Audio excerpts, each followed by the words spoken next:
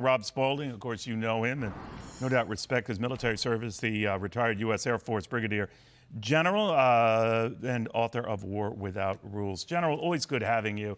You know, I was kind of joking to say that trouble comes in threes, but these three developments with the Russian military ship and what China's doing with this megaport off Peru, the North Korea, that's just crazy.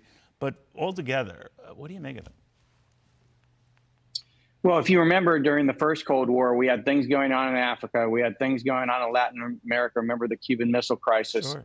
I think you're starting to see the same thing happen here. And, you know, where Trump said Biden's being weak, I actually think he's being too strong when it comes to creating the potential for nuclear war in Europe. And I think, you know, we were much more careful when it came to attacking any territory in the Soviet Union. So the fact that he's allowing attacks into Russia, I think it's getting us closer and closer to where we don't want this war to turn hot, this Cold War.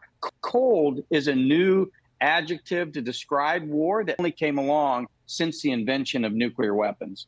So what you're saying is by allowing and selling weapons, and by the way, they're not the only ones doing it. I believe, you know, Germany and France have also provided weapons that would allow the Ukrainians to respond and attack inside Russia along the border there. But that set up this sort of a flotilla of Russian warships just off the coast of Cuba. So where does this go? Well, if you remember, MacArthur wanted to use nuclear weapons in China during the Korean War. And so we're getting very close to kind of this, except there we had Truman, who was much more sober about what happens when you drop a nuclear weapon. And so I think we've gotten so far from Hiroshima and Nagasaki, we've forgotten how dangerous these weapons were. I was just out where we did our nuclear weapons testing during the Cold War. 800, potholes out in the middle of the desert. Those are very big explosions. We want this war to stay cold, so we have to be careful. You know, I noticed when the G7 puts out its communique, I know very few people read these things, but it listed at least 28 times China as a maligning force. To what end? What do you think that was about? Well, they've shifted positions. Remember, Russia was kind of the Soviet Union, and China we didn't really care about. Now it's China, and Russia's really the smaller partner. And quite frankly, what did we do? What did Richard Nixon do? He looked for detente with China. It's time to look for detente with Russia, peel them away from the Chinese, get an armistice, a ceasefire in Ukraine, and start to peel away these proxies that China's using to distract us everywhere. Korea is the same thing. You know, this whole, adventure with Poo, this is North Korea stirring up trouble on behalf of China. You know, Ray Dalio, the global investor, very successful. He looks at history, and he looks at some of the punishments being meted out to China, restrictions, tariffs on their electric vehicle markets. I believe Europe adding to that with a 38% tariff on such vehicles. That's the kind of stuff, we did in Japan before things, got really bad in the attack on Pearl Harbor. It goes back to the way we treated Germany after World War I that set up the Venge Tour that would set up Adolf Hitler, that would set up, well, all of this far better than I. And that we have to be careful with this sort of stuff because history could be repeating itself. You ostracize or push a nation, let's say like China, to the edge with this sort of stuff or try to globally isolate them.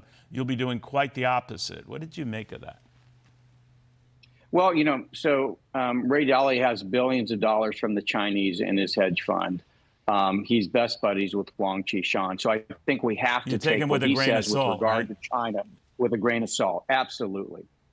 Okay, so that fear, though, that we isolate, be careful we isolate, his financial interests notwithstanding, is that something to watch? You mentioned at the outset, General, what we had done with Russia by allowing Ukraine to use our weapons to fire inside Russian territory, technically what Germany, France, others have followed as well, that this sets up a domino series of events, the end of which we can't really forecast.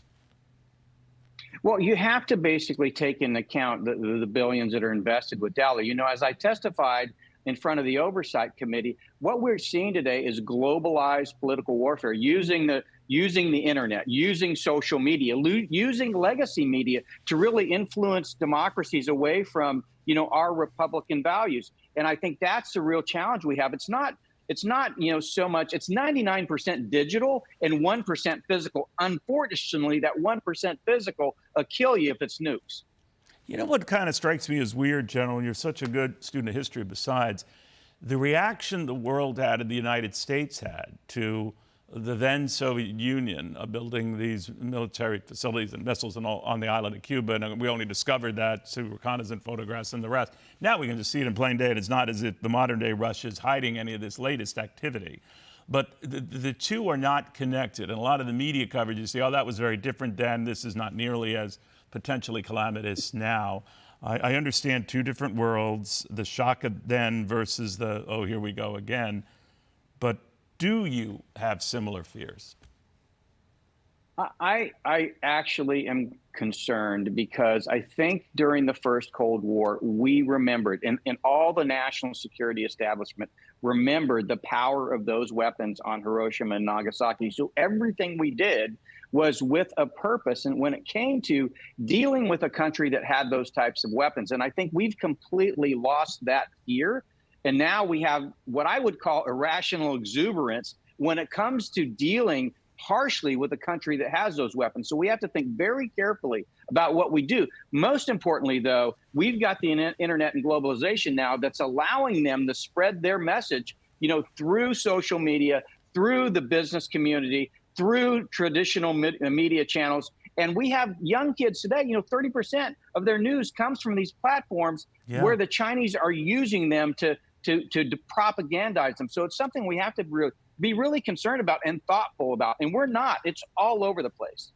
That's a very good perspective. I hadn't thought of that, General. In 1962, with the Cuban Missile Crisis, atomic weaponry had been used only 17 years earlier.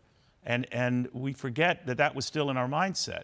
Even 9/11, to a whole generation of young people in this country who were born after it or too little to remember it, it's perspective, it's everything. General, thank you for that. We need to be reminded of that. Good seeing you again. Thank you.